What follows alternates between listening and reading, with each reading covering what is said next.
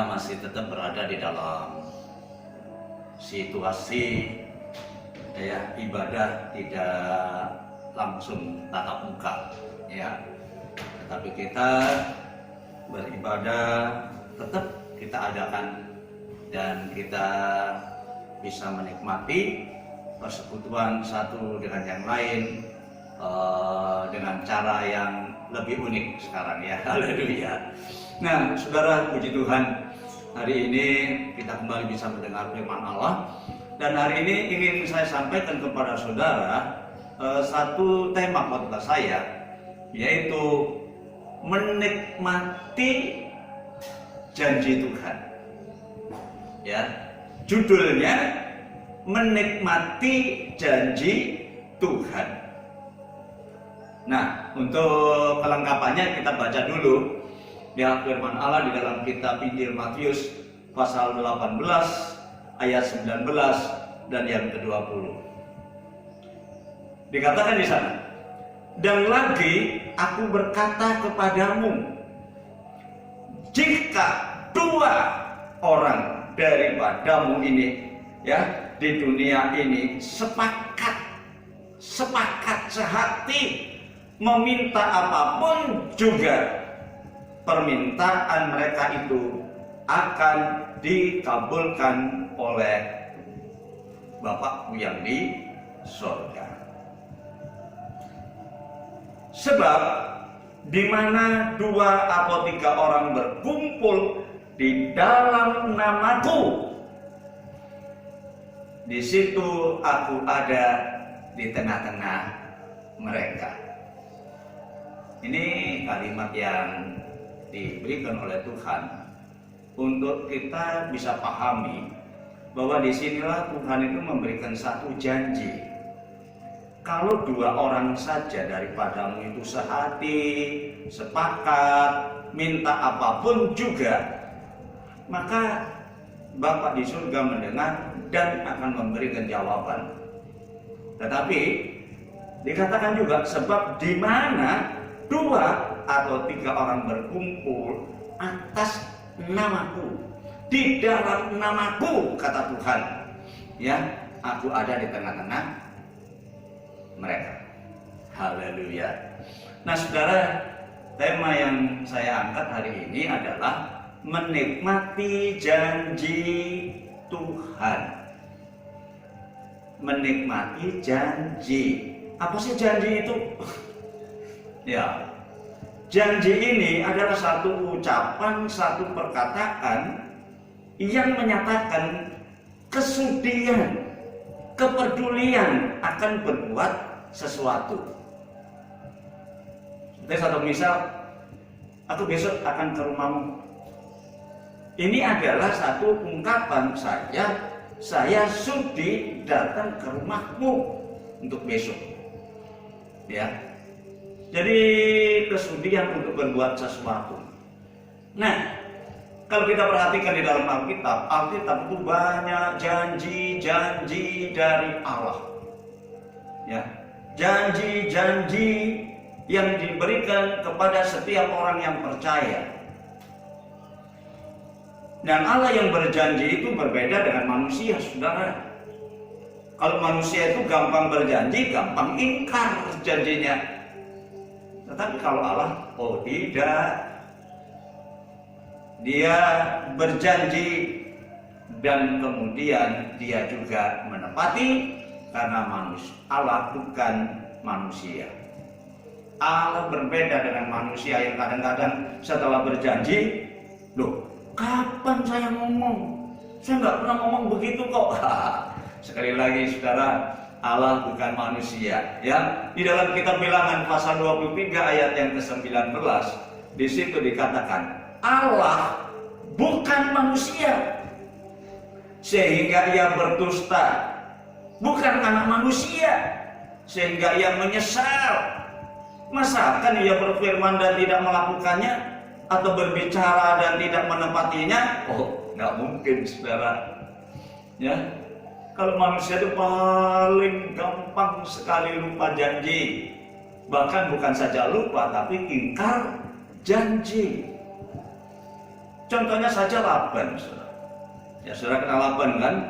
Laban itu mertuanya Yakub. Nah, pada saat Yakub itu membantu menggembalakan kambing domba si Laban ini, dan Laban ini punya anak dua, ya, perempuan, Lea dan Rachel.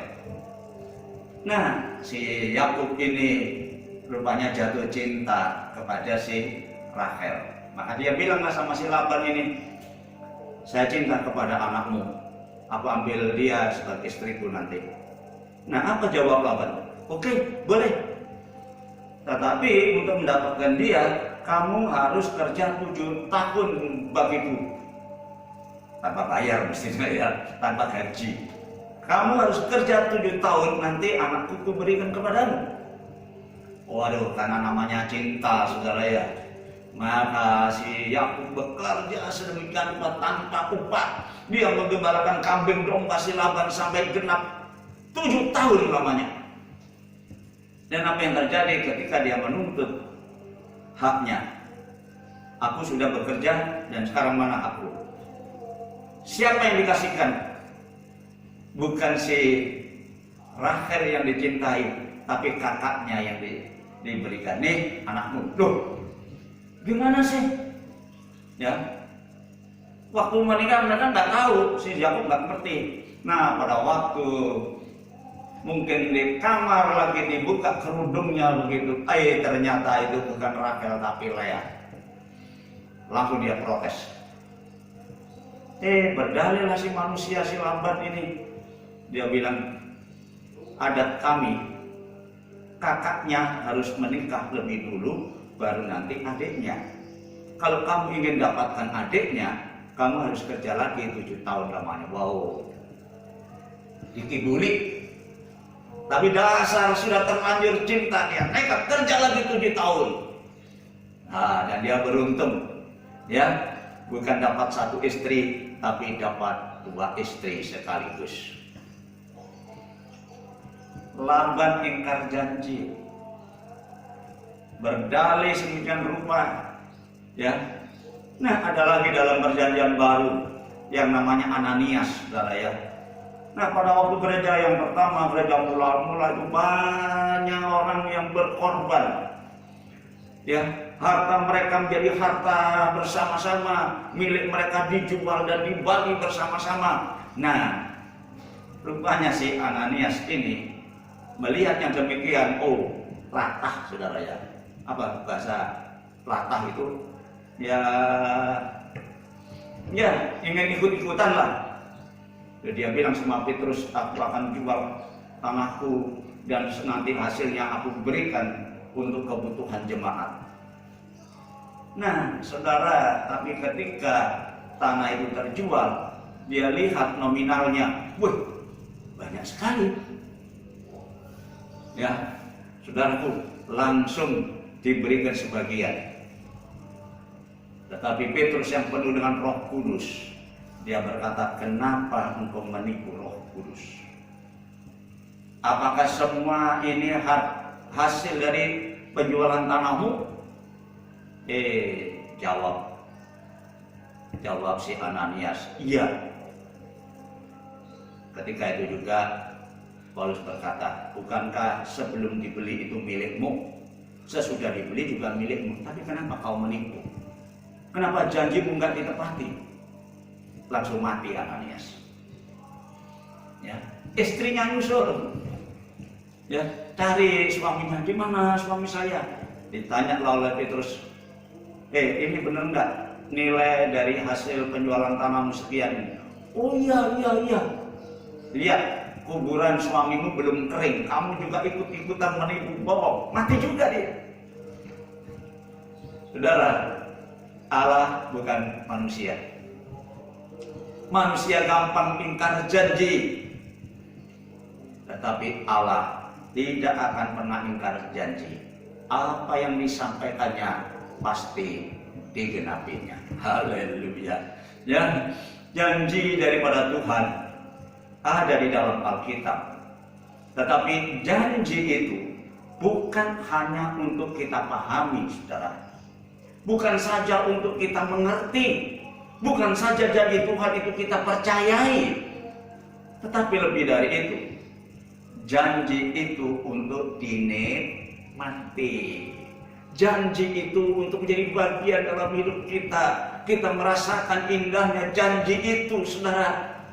Ya, janji Allah itu pasti digenapi. Cuma kenapa banyak orang Kristen tidak banyak yang bisa menikmati janji, tidak bisa merasakan janji ini. Sekali lagi, janji Tuhan itu bukan hanya untuk dipahami, bukan hanya untuk dipercayai, tetapi janji Tuhan itu untuk dinikmati. Haleluya. Nah, bagaimana caranya kita bisa menikmati janji Tuhan? Apa kuncinya supaya kita bisa menikmati janji Tuhan? Tadi kita sudah baca ayatnya di dalam Matius pasal yang ke-18 tadi. Ada dua kunci, dua langkah yang diberikan Tuhan, ya, untuk kita bisa menikmati janji Tuhan.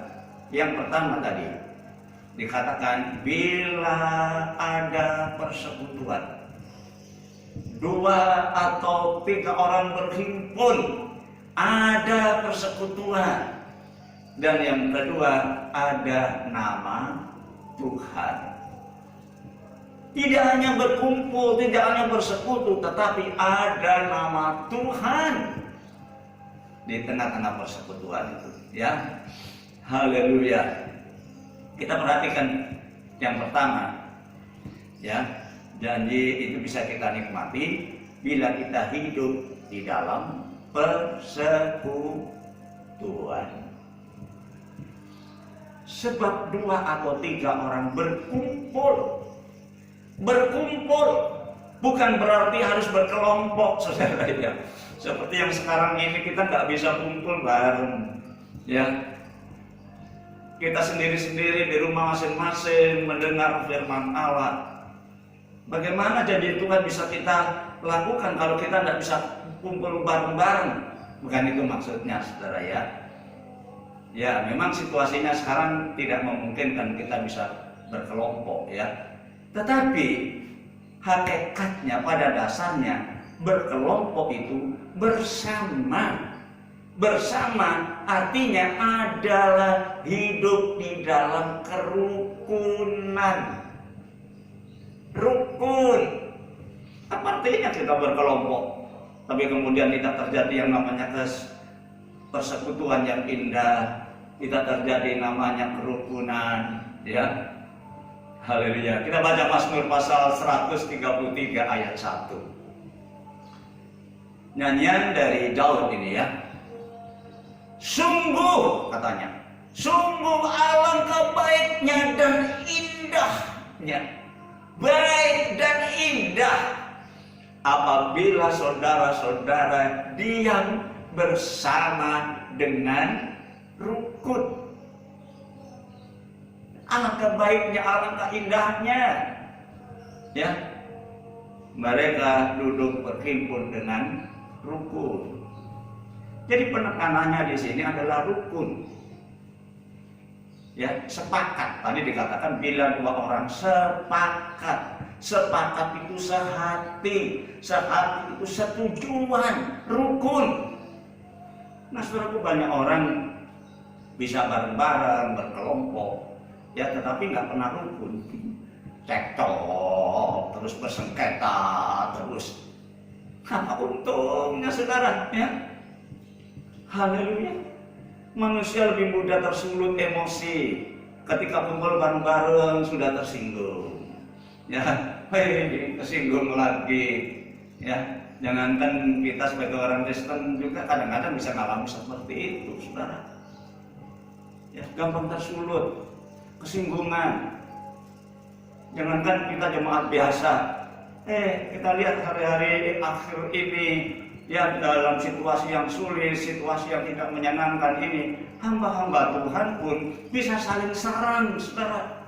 Nggak hidup dengan rukun, saling menyalahkan. Dan kalau sudah menyalahkan itu berarti menganggap dirinya benar, ya. Coba Kalau kita perhatikan akhir-akhir ini dulu, yang satu menyalahkan yang lain, merasa dirinya benar. Sudahlah, kalau memang benar, simpan sendirilah kebenaran itu. Ya, jangan kemudian diobral, ya, di media, sehingga kemudian banyak orang tahu dan saling komentar. Saudara, lebih untung sebenarnya jemaat biasa, saudara ya, yang nggak begitu paham suruh beluk Alkitab, tapi begitu mendengar firman Allah dan percaya.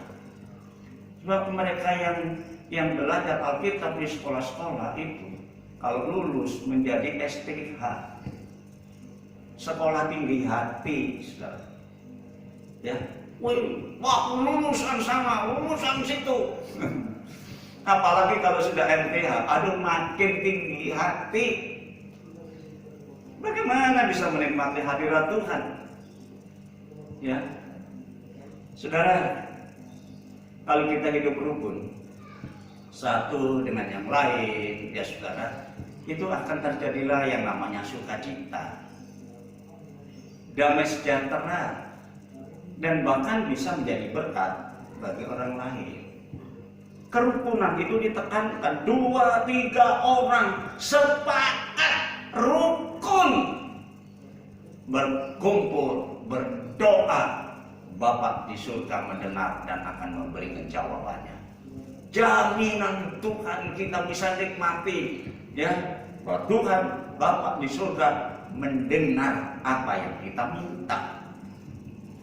Saudara, jemaat yang mula-mula adalah satu jemaat, ya, yang menjadi contoh yang baik. Di dalam Kisah Rasul pasal yang kedua dikatakan di dalam ayat 46 dan 47. Saudara, perhatikan mereka ketika sudah menjadi orang percaya, mereka bertekun, saudara ya, tekun sungguh-sungguh, ya, dengan bertekun dan dengan sehati. Wow, bertekun dan sehati. Jemaat yang mula-mula itu berkumpul tiap-tiap hari dalam bait Allah. Kenapa mereka bisa berkumpul? Belum ada COVID, belum ada virus. Ya, mereka berkumpul bersama-sama tiap-tiap hari di dalam bait Allah. Mereka memecahkan roti di rumah masing-masing secara bergilir dan makan bersama-sama dengan gembira dan tulus hati. Saudara, ada kesepakatan. Jemaat yang mula-mula ini, jemaat yang selalu sepakat sehati, ya, berkumpul. Haleluya. Ya. Kemudian ayat selanjutnya mengatakan sambil memuji Allah, dan mereka disukai, disenangi oleh semua orang, jadi berkat bagi orang lain. Dan tiap-tiap hari Tuhan menambahkan mereka dengan orang-orang yang diselamatkan. Oh, luar biasa. Saudara, kalau ada kerukunan, ya, akan menjadi berkat bagi orang lain. Ya, saudaraku, sebaliknya kalau tidak rukun, bubar. Ya, itu Tuhan sendiri mengatakan kalau nggak rukun, bubar. Di dalam Matius pasal 12 ayat 25 dikatakan di sana, Yesus itu mengerti pikiran orang, ya, dan kemudian dia berkata, setiap kerajaan yang terpecah-pecah pasti binasa, dan setiap kota atau rumah tangga yang terpecah-pecah tidak akan pernah bertahan. Ya, kalau rumah tangga itu sudah mulai pecah, nggak lama tutup, itu namanya rumah tangga. Karena tidak ada kesehatian, kacau. Dalam Alkitab ada contoh, saudara, Ishak, ya, dia punya istri namanya Ribkah, punya anak 2, Esau dan Yakub. Saudara, perhatikan dalam keluarga mereka terpecah-pecah. Ishak lebih cinta kepada Esau, Karena Esau itu anak yang suka berburu di hutan, dan kemudian daging buruannya itu diberikan kepada bapaknya si Ishak. Oh, senang sekali, saudara ya. Tapi Ribka itu lebih sayang kepada Yakub. Nah, orang tua beda-beda kesayangannya.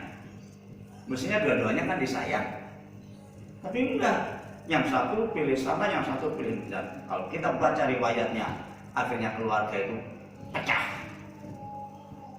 Yakub harus pergi dari rumahnya karena dia diancam oleh Esau. Karena prakarsa dari ibunya untuk menipu bapaknya.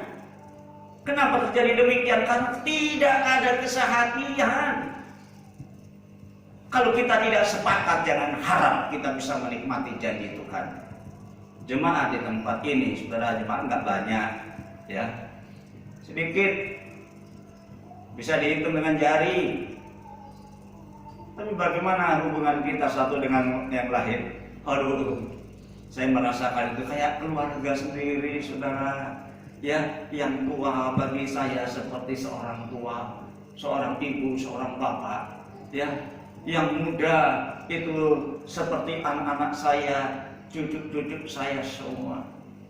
Aduh, saya merasakan, saudaraku, ya walaupun gereja jemaat yang kecil, tetapi bisa terjadilah yang namanya hubungan persekutuan yang baik. Dan kami percaya, saya percaya janji Tuhan itu pasti kita bisa menikmatinya. Amin.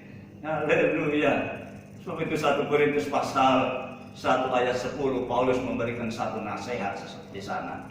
Tetapi aku menasehatkan kamu, kata Paulus, saudara-saudara, demi nama Tuhan Yesus Kristus, supaya kamu seia sekata dan jangan ada perpecahan di antara kamu, tetapi sebaliknya supaya kamu erat, bersatu dan sehati, sepikir. Oh, luar biasa. Tuh, Paulus memberikan nasihat. Ya, jangan ada perpecahan, soalnya nggak ada untungnya. Ya, nggak ada untungnya kita berpecah. Mari kita rukun deh suami istri. Ya, bisa kadang-kadang ya dengan kepentingannya berbeda. Tetapi kalau kita sepakat, semua akan berjalan dengan indah. Ya, haleluya. Jangan kemudian memaksakan kehendak, enggak, saya harus begini, saya harus begini. Si istri, tidak, saya harus begitu. Bertolak belakang, enggak lama lagi bubar. Ya, tetapi marilah kita sepakat, kita sehati, sepikir, searah, setujuan. Ya, kita, ya sekali lagi, kita tidak bisa berkumpul bareng bersama-sama dalam ruang ibadah. Ada yang di dalam kota, ada yang di luar kota, bahkan ada yang di luar pulau.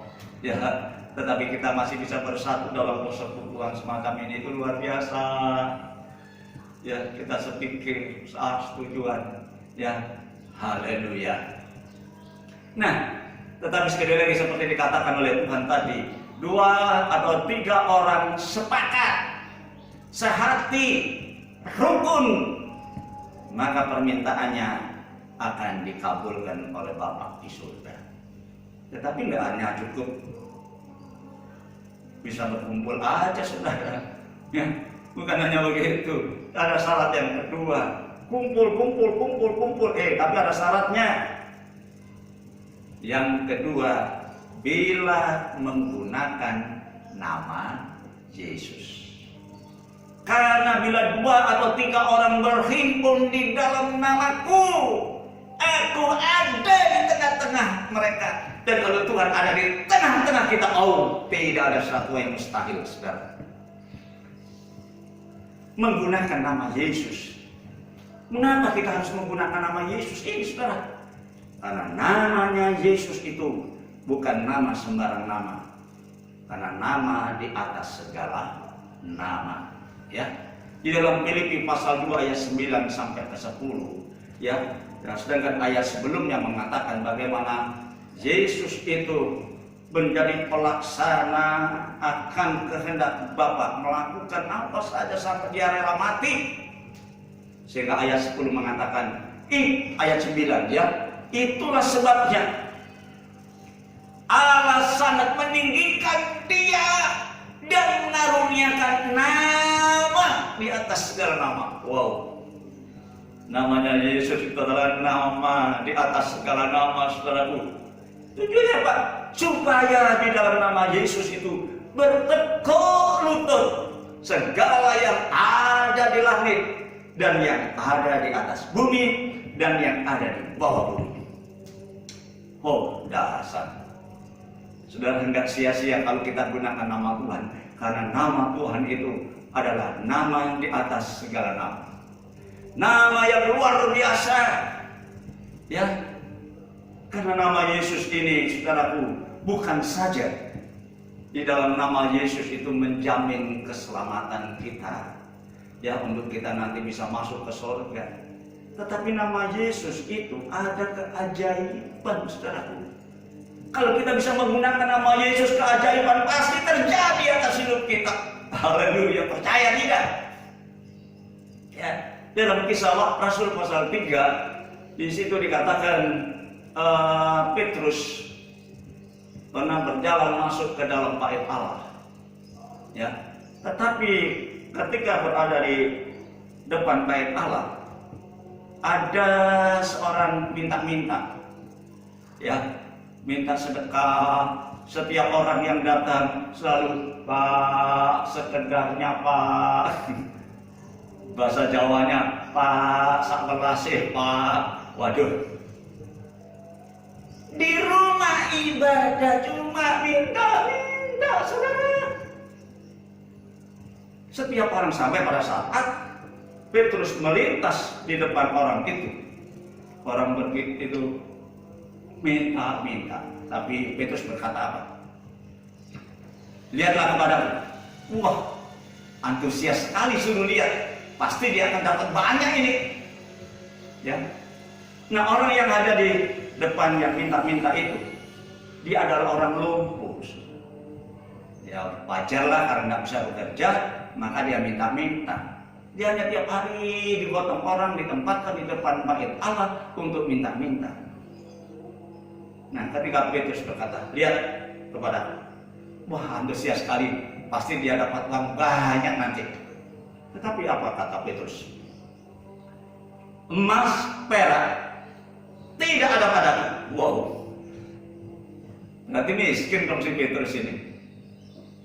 Emas, perak tidak ada padaku. Nah, beda dengan pendeta sekarang ya. Emas, perak aku punya, mobil mewah, rumah mewah, aku yang punya. Tapi Petrus beda. Ya. Emas, perak tidak ada padaku, tetapi di dalam nama Yesus bangkit, berjalanlah.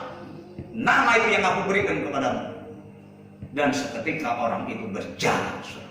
Oh, luar biasa.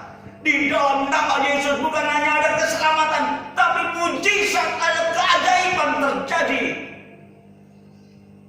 Ya, Kisah Rasul pasal 3 tadi dikatakan, orang-orang heran melihat, memandang mereka kepada Petrus, dan Petrus berkata, kenapa kamu heran?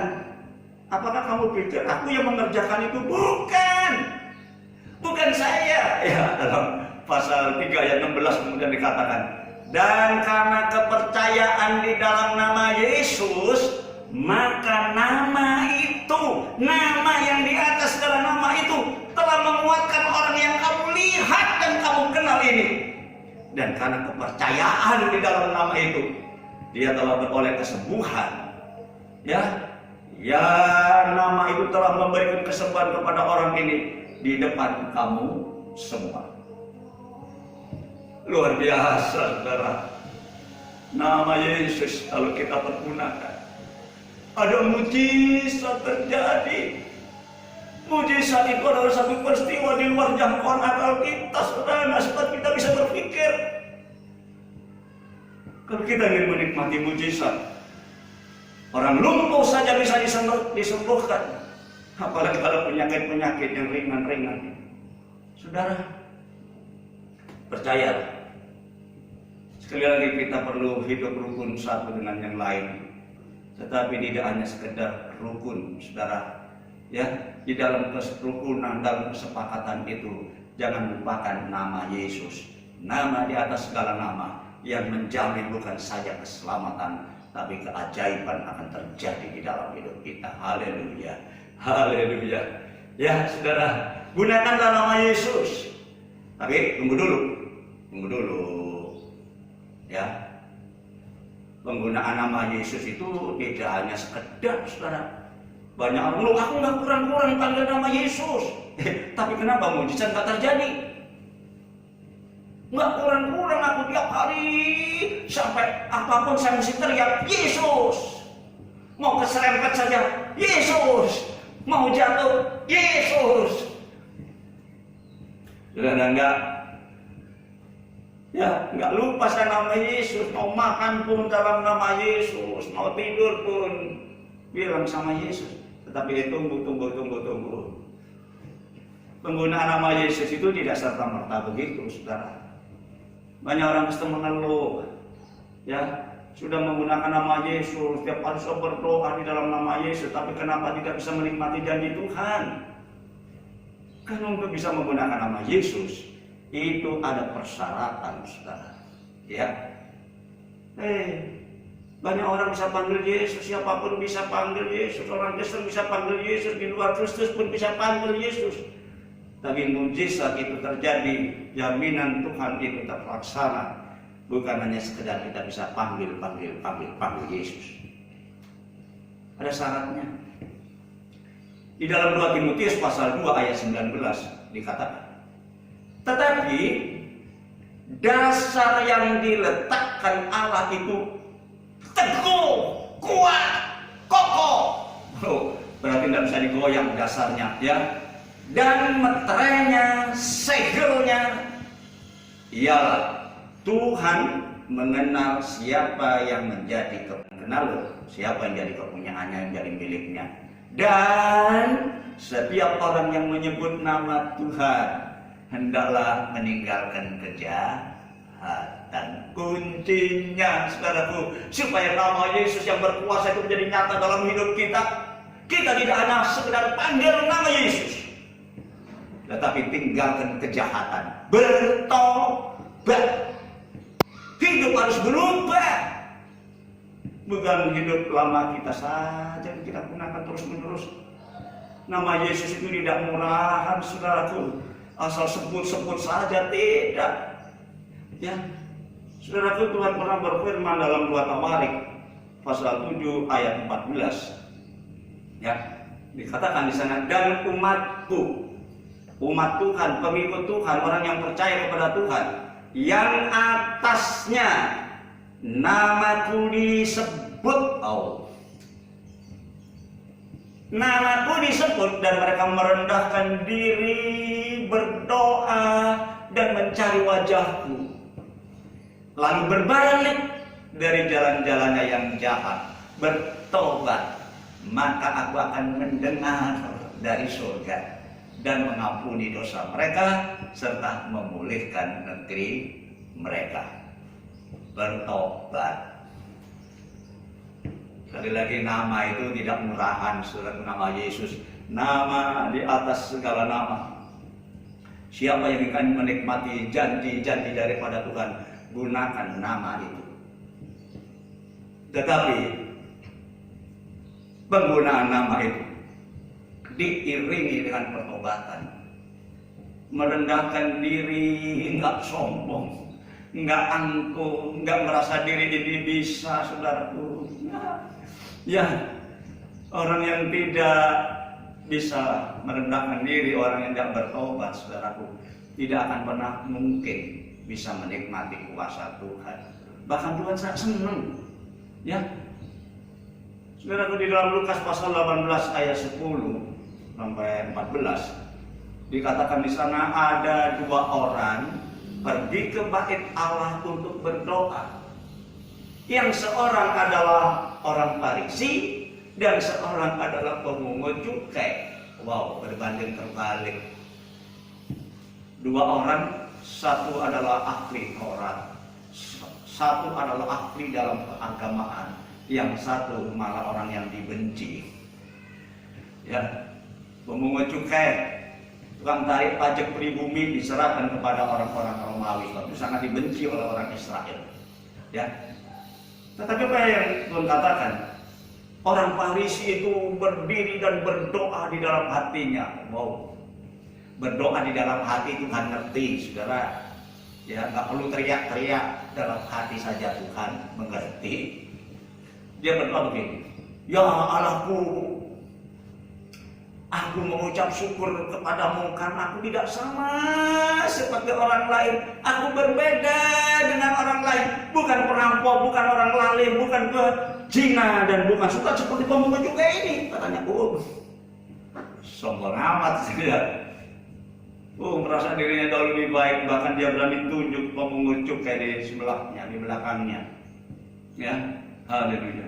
Aku berpuasa 2 kali seminggu.